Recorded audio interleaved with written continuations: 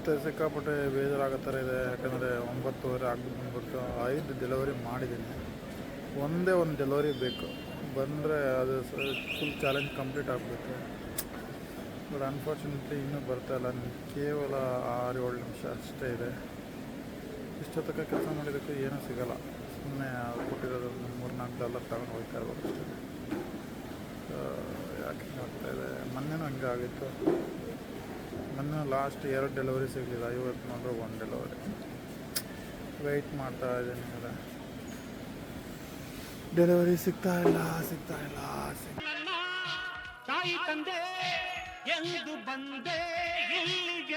Hello, ನಮಸ್ಕಾರ ಎಲ್ರಿಗೂ. ಹೇಗಿದ್ದೀರಾ? ಇದು ನಿಮ್ಮ ಪ್ರೀತಿಯ ಕನ್ನಡದ ಕಂದ ಫ್ರಮ್ ಆಸ್ಟ್ರೇಲಿಯಾ ಮಾತಾಡ್ತಾ ಇದ್ದೀನಿ. ಸೊ ಊಬರ್ ಸ್ಟಾರ್ಟ್ ಮಾಡಿದ್ದೀನಿ. ಸೊ ಇವಾಗ ಆ್ಯಕ್ಚುಲಿ ಇಲ್ಲಿ ಒಂದು ಬ್ರಿಡ್ಜಿಗೆ ಬಂದಿದ್ದೀನಿ. ಸೊ ಇಲ್ಲಿ ಒಂದು ಡೆಲಿವರಿ ಬಂದಿತ್ತು ಜಸ್ಟ್.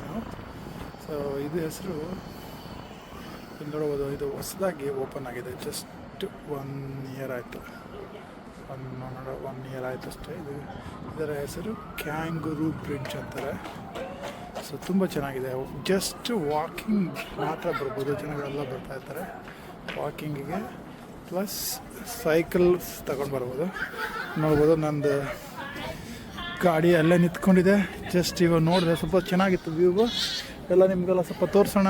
ಸೊ ಎಲ್ಲ ಆಸ್ಟ್ರೇಲಿಯಾನ ಪರಿಚಯ ಮಾಡ್ಕೊಳ್ಳೋಣ ಅಂತ ಹೇಳ್ಬಿಟ್ಟು ನಿಲ್ಲಿಸ್ಕೊಂಡು ವೀಡಿಯೋ ಮಾಡ್ತಾಯಿದ್ದೀನಿ.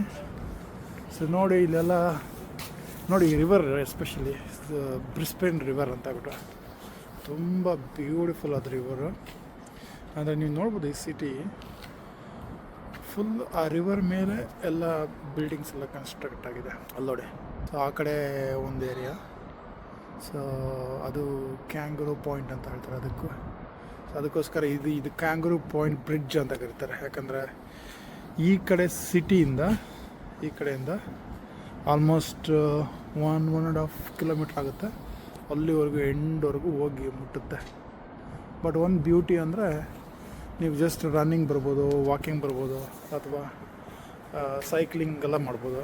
ಬಟ್ ಬೈಕು, ಕಾರು ಅವೆಲ್ಲ ಎಂಟ್ರಿ ಇಲ್ಲ ಇಲ್ಲಿ. ಬಟ್ ತುಂಬ ಈವ್ನಿಂಗೆಲ್ಲ ಚೆನ್ನಾಗಿರುತ್ತೆ. ಜನಗಳೆಲ್ಲ ಬರ್ತಾಯಿರ್ತಾರೆ, ಹಿಂಗೆ ವಾಕಿಂಗ್ ಮಾಡ್ತಾರೆ, ನೋಡ್ತಾರೆ. ಸೊ ತುಂಬ ಚೆನ್ನಾಗಿರುತ್ತೆ. ನೀವು ನೋಡ್ಬೋದು ಈ ಕಡೆಗೆ ಸಿಟಿ, ಮೇನ್ ಸಿಟಿ ಈ ಸೈಡು. ಆ ಕಡೆ ತೋರಿಸಿದ್ರೆ ಅದು ಕ್ಯಾಂಗರೂ ಪಾಯಿಂಟ್ ಇರ್ಬೋದು. ಅದು ಸ್ವಲ್ಪ ಸಬರ್ಬ್. ಇದು ಮೇನ್ ಸಿಟಿ. ಎಲ್ಲ ಫುಲ್ಲು ಮೇನ್ ಸಿಟಿ ಬರುತ್ತೆ. ತುಂಬ ವಾಟ್ರ್ ತುಂಬ ಕ್ಲೀನಾಗಿದೆ. ಆ ಕಡೆ ಅಲ್ಲೊಂದು ಬ್ರಿಡ್ಜ್ ಕಾಣಿಸ್ತಾ ಇದೆಯಲ್ಲ, ನೋಡ್ಬೋದು. ಒಂದು ಬ್ಲೂ ಲೈಟಿಂಗ್ ಫ್ಲಾಶ್ ಆಗ್ತಿಲ್ಲ. ಅದು ಕೂಡ ಒಂದು ದೊಡ್ಡ ಬ್ರಿಡ್ಜು. ಅದು ಆಲ್ಮೋಸ್ಟ್ 1 ಕಿಲೋಮೀಟ್ರ್ ಇದೆ. ಅದು ಇಲ್ಲಿಂದ ಸ್ವಲ್ಪ ಸಣ್ಣ ಕಾಣಿಸುತ್ತೆ. ಅದರ ಹೆಸರು ಸ್ಟೋರಿ ಬ್ರಿಡ್ಜ್ ಅಂತ ಹೇಳ್ಬಿಟ್ಟು. ಅದು ನೋಡ್ಬೋದು. ಇಡೀ ಬ್ರಿಡ್ಜ್ಗೆ ಒಂದು ರೀತಿ ಲೈಟಿಂಗ್ಸ್ ಎಲ್ಲ ಹಾಕಿಬಿಟ್ಟು ಡೆಕೋರೇಷನ್ ಮಾಡಿದ್ದಾರೆ. ಇದೇನು ಹಬ್ಬ ಅಂತ ಅಲ್ಲ, ಎವ್ರಿ ಡೇ ಹಿಂಗೆ ಇರುತ್ತೆ. ಡೈಲಿ ಅದರಲ್ಲಿ ಆ್ಯಕ್ಚುಲಿ ಲೈಟ್ ಒಂದೊಂದು ದಿವಸ ಒಂದೊಂದು ಥರ ಕಲರ್ ಚೇಂಜ್ ಆಗುತ್ತೆ. ಅದೇನೋ ಲೈಟಿಂಗ್ ಸೆಟ್ ಮಾಡಿದ್ದಾರೆ ಅವರು. ತುಂಬ ಚೆನ್ನಾಗಿ ಕಾಣಿಸುತ್ತೆ ಈವ್ನಿಂಗ್ ಟೈಮಲ್ಲಿ ಬಂದರೆ. ನೋಡಿ, ಇದೇ ಆಸ್ಟ್ರೇಲಿಯಾ, ಇದೇ ಬ್ರಿಸ್ಬೇನು, ಇದೇ ನಿಮ್ಮ ಕನ್ನಡದ ಕಂದ ಆಸ್ಟ್ರೇಲಿಯಾದಿಂದ ಮಾಡ್ತಾಯಿದೆ. ಹೋಪ್ಫುಲಿ ಎಲ್ಲರೂ ಎಂಜಾಯ್ ಮಾಡ್ತಾಯಿದ್ರು ಅಂತ ಅಂದ್ಕೊಳ್ತೀನಿ. ಚಾನಲ್ ಹೊಸ್ದಾಗಿ ಸ್ಟಾರ್ಟ್ ಮಾಡಿದ್ದೀನಿ. ಸೊ ದಯವಿಟ್ಟು ಇಷ್ಟ ಆದರೆ ಎಲ್ಲರೂ ಲೈಕ್ ಮಾಡಿರಿ, ಸಬ್ಸ್ಕ್ರೈಬ್ ಮಾಡಿರಿ, ಶೇರ್ ಮಾಡಿರಿ, ಕಮೆಂಟು ಮಾಡಿರಿ. ಏನಾದರೂ ಇಂಪ್ರೂವ್ಮೆಂಟ್ ಇದ್ದರೆ ಹೇಳ್ರಿ. ಬಿಟ್ಟು ಜಸ್ಟ್ ಫೋಟೋ ಶೂಟ್ ಮಾಡೋದಿತ್ತು ಈ ಏರಿಯಾ. ಸೊ ಸ್ವಲ್ಪ ಕಂಪ್ಯಾರಿಸನ್ ಲೈಕ್ ತುಂಬ ಇವರು ಎಸ್ಪೆಷಲಿ ಗೊತ್ತು ಆಸ್ಟ್ರೇಲಿಯನ್ಸು ಅವ್ರೇನು ಮಾಡ್ತಾರೆ ಅಂದರೆ ಕೆಲವು ಈ ಇನ್ಫ್ರಾಸ್ಟ್ರಕ್ಚರ್ಗೆ ತುಂಬ ಇಂಪಾರ್ಟೆನ್ಸ್ ಕೊಡ್ತಾರೆ. ನೀವು ಎಲ್ಲದನ್ನೂ ಅವರು ಥಿಂಕ್ ಮಾಡಿಬಿಟ್ಟು ಡಿಸೈನ್ ಮಾಡ್ತಾರೆ. ಈಗ ನಮ್ಮ ಇಂಡಿಯಾದಲ್ಲಿ ಏನು ಕಂಪೇರಿಸನ್ ಮಾಡೋಕ್ಕಾಗಲ್ಲ. ಈಗ ಸ್ವಲ್ಪ ಅಲ್ಲಿದು ಜನಸಂಖ್ಯೆ ಜಾಸ್ತಿ, ಇಲ್ಲಿ ಸ್ವಲ್ಪ ಜನಸಂಖ್ಯೆ ಕಡಿಮೆ ಅಲ್ಲ. ಹಾಗಾಗಿ ಅವರು ಸಖತ್ತಾಗಿ ಜಾಗ ಇರೋದ್ರಿಂದ ಎಲ್ಲ ಪ್ಲಾನ್ ಸಖತ್ತಾಗಿ ಮಾಡಿಬಿಟ್ಟು ನೆಕ್ಸ್ಟ್ ಜನ್ರೇಷನ್ ಅಲ್ಲ, ನೆಕ್ಸ್ಟ್ ಒಂದು 10 ಜನ್ರೇಷನ್